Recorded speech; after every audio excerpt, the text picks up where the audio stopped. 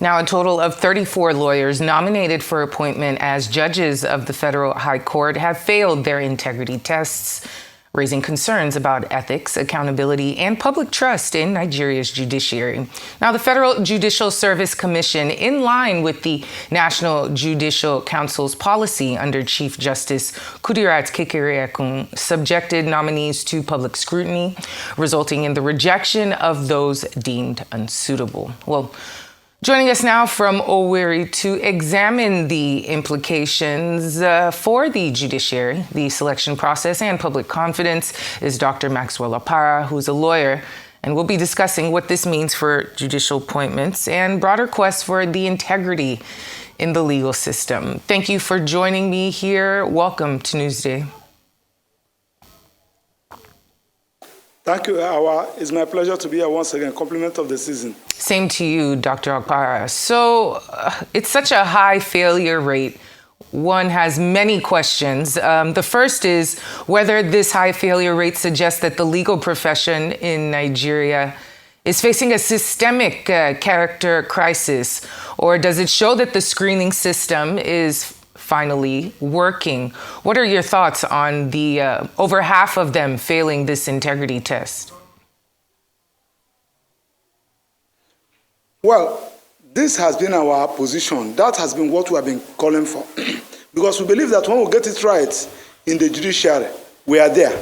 Because when you see a politician messing up, misbehaving, they have watched the position of the judiciary. When you see anybody, any Nigerian misbehaving, he has watched the position of the judiciary. And that's why we say that judicial officer is a call.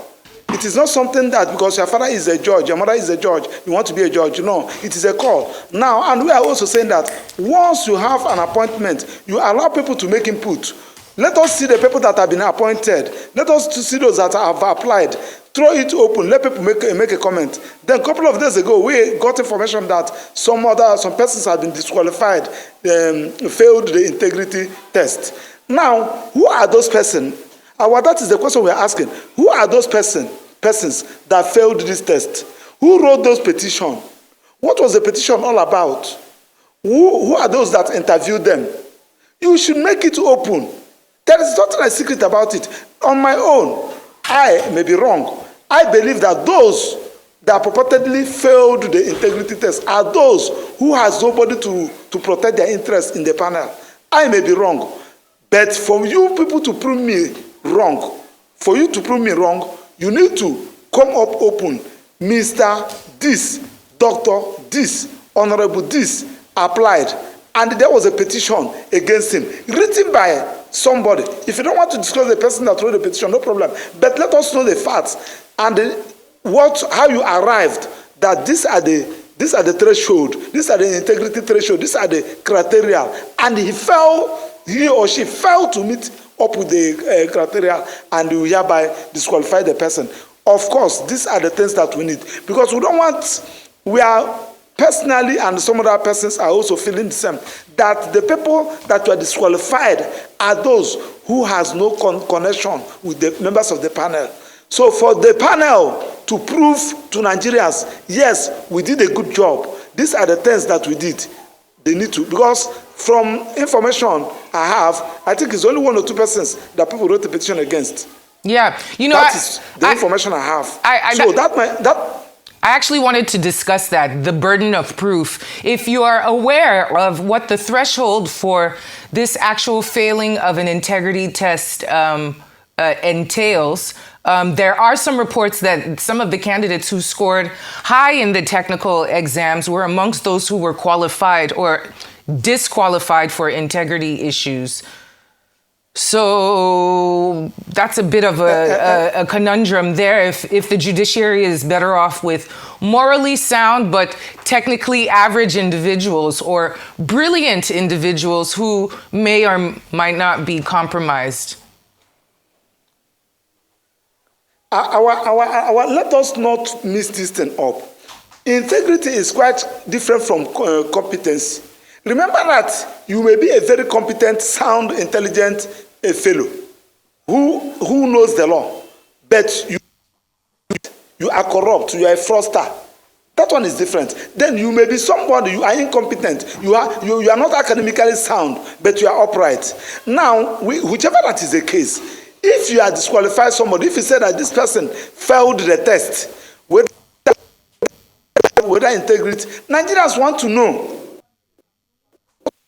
Come out open. You have started it. You should finish it up. Don't make it ambiguous. Go specific. Who are those people? There was a petition written against this particular fellow. The petition is alleging this, and we confronted him with the petition, and he owned up. And Nigerians should know, because people are alleging that those that they say that they failed the integrity test are those who has no body in that panel that carry out this screening. I don't know whether you're getting what I'm saying. Yes. So that is why I'm using this medium now. Thank God that Arise Television, you brought this thing out for them to do more. For them to do more. We are still waiting, because that information is sketchy, is not comprehensive. The entire situation is sketchy and non-comprehensive. Like I said, we're wondering what the burden of proof is. Is it bribery? What could be the issues that are within some of these integrity tests? We do know that some of them were disqualified based on petitions from the public that said that they accepted bribes. But there's some reports that... well, we do know that the judicial appointments in Nigeria, it's often a very big tug of war between the NJC and, of course, political interests, which you had highlighted earlier. How likely is it that some political heavyweight might come out of anywhere and attempt to pressure the NJC to reconsider some of the 34 candidates that have just been disqualified? We are saying the same thing. The appointment of judges in Nigeria, we have been seeing it.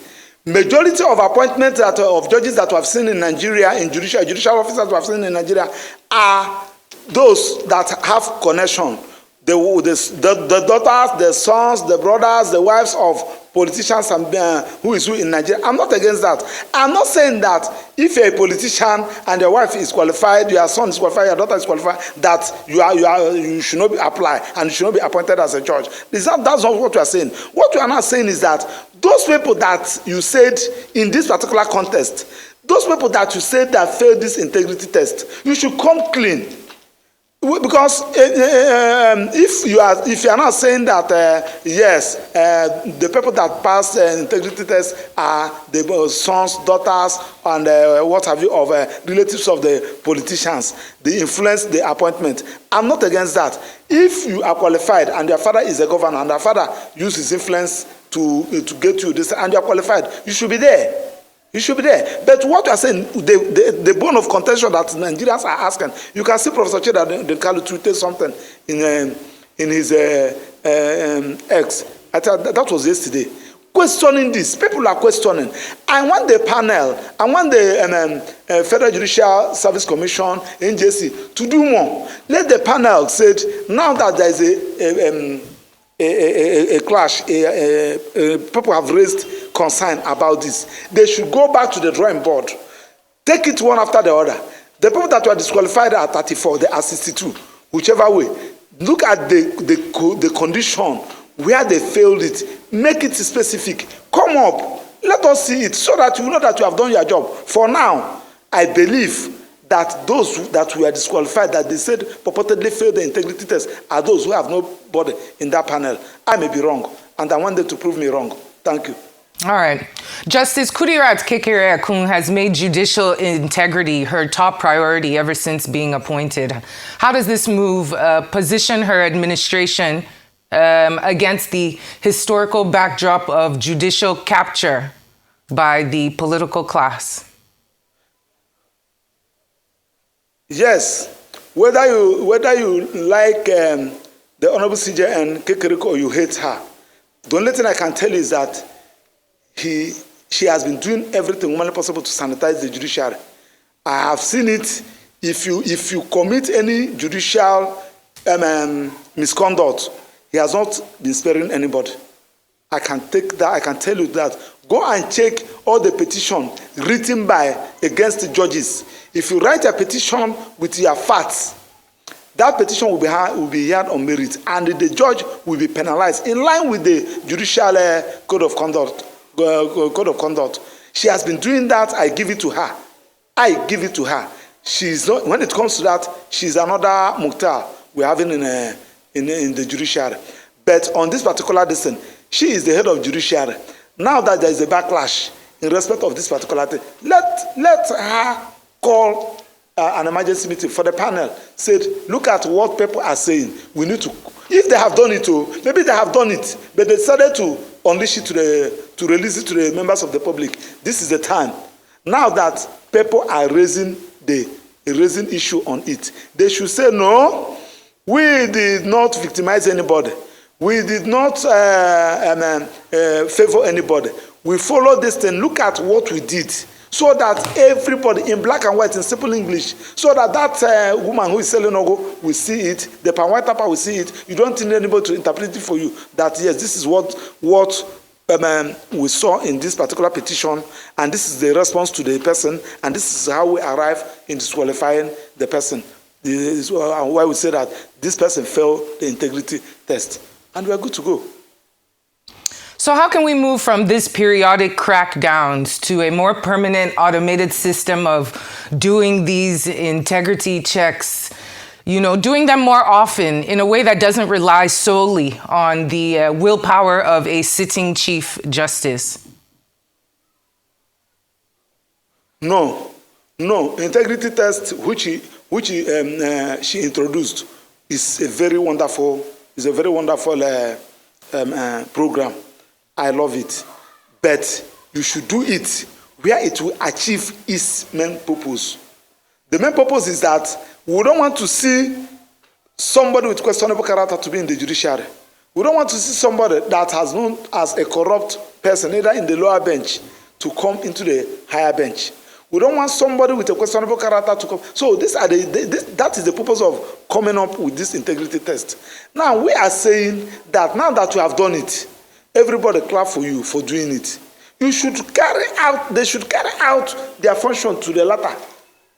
I try to understand where I'm coming from. So that we don't, why this discussion? Why this discussion is that there's a backlash. Some persons say that, no, I'm an upright person. I'm academically sound. I'm competent. There's no petition against me. It's because I don't have somebody in the panel.